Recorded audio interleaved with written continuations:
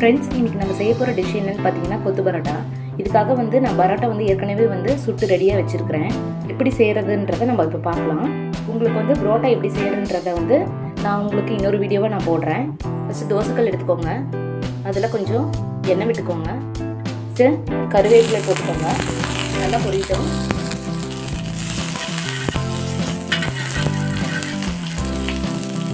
நல்லா இதுக்கப்புறம் கொத்தமல்லி தழையை ஆட் பண்ணிக்கோங்க. நல்லா வதக்கிக்கோங்க. அடுத்து இது கூட வெங்காயத்தை ஆட் பண்ணிக்கோங்க. வெங்காயம் நல்லா வதங்கட்டும்.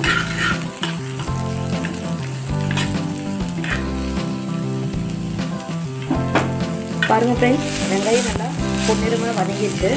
இது கூட நம்ம தக்காளி ஆட் பண்ணிக்கலாம்.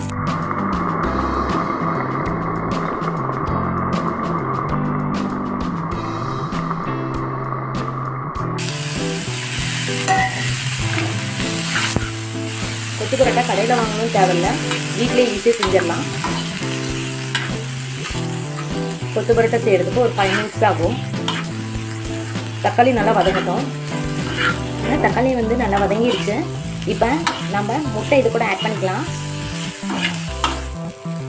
பாருங்கள், முட்டை இதுக்குள்ள ஆட் பண்ணிடலாம்.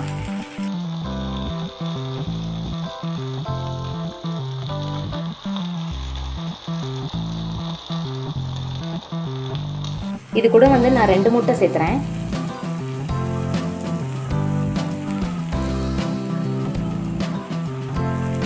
நான் 4 பரோட்டா எடுத்துருக்கனால 2 முட்டை சேர்த்துறேன். இப்போ இது நல்லா ஃப்ரை பண்ணுங்க. நம்ம செஞ்சு வச்சுக்க சால்னால ஏற்கனவே உப்பு நிறைய இருக்கிறதுனால இதில் உப்பு கீது சேர்த்துறாதீங்க. நிறையா லைட்டாக உங்களுக்கு தேவையான அளவு மட்டும் போட்டுக்கோங்க. நான் பாருங்கள், சும்மா லைட்டாக ஒரு பிஞ்ச் மட்டும் நான் போடுறேன்.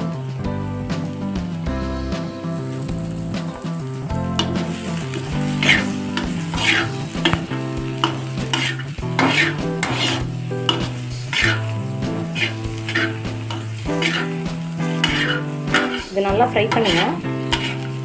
இது கூட நான் பெப்பர் ஒரு 1/4 டீஸ்பூன் சேர்த்துறேன்.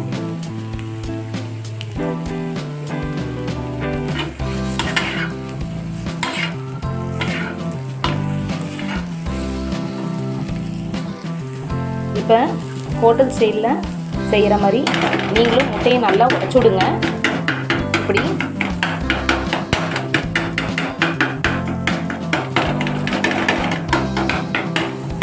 நல்லா உடைச்சி விடுங்க. பாருங்கள் ஃப்ரெண்ட்ஸ், நான் ஏற்கனவே பரோட்டா பிச்சு போட்டு உதிரியாக வச்சுருக்கேன். நாம் இது கூட ஆட் பண்ணிக்கலாம். இப்போ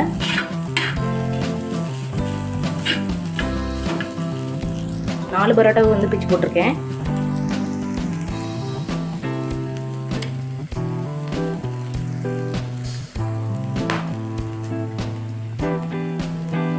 இதை நம்ம இப்படி மிக்ஸ் பண்ணிக்கலாம்.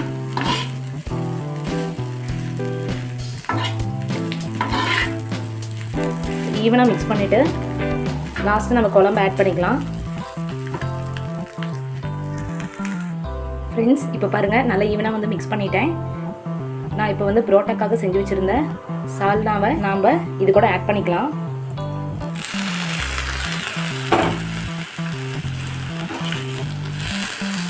இப்படி மிக்ஸ் பண்ணி விடுங்க.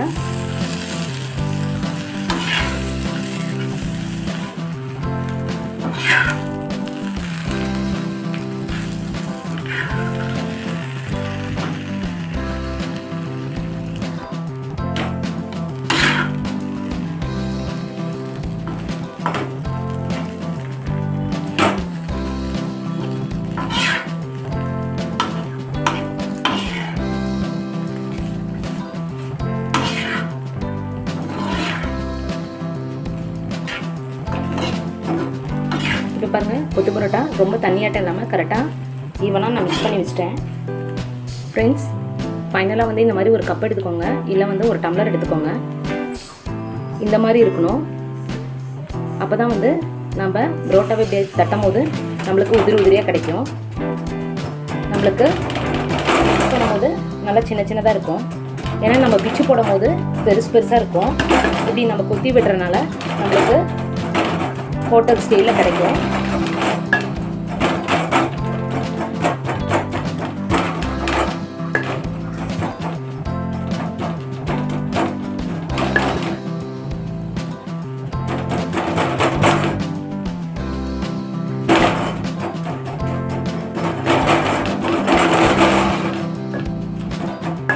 இந்த மாதிரி நம்மளுக்கு பண்ணும்போது நம்மளுக்கு ஹோட்டல் ஸ்டைலே கிடைக்கும் கொத்து பரோட்டா.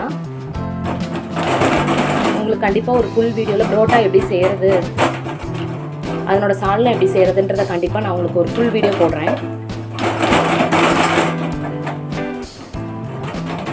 இப்போ பாருங்கள் ஃப்ரெண்ட்ஸ், கொத்து பரோட்டா வந்து எப்படி உதிரியாக இருக்குது, நல்லா சுட சுட இருக்குது.